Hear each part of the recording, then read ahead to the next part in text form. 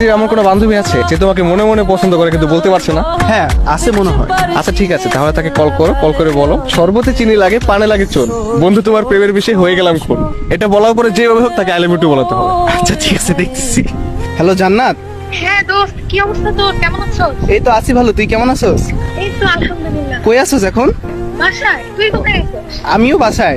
আচ্ছা দোস্ত, তোকে একটা কথা বলতে চাচ্ছি অনেক দিন ধরে, কিন্তু বলতে পারছি না, আছে কি বলা যাবে? হ্যাঁ অবশ্যই।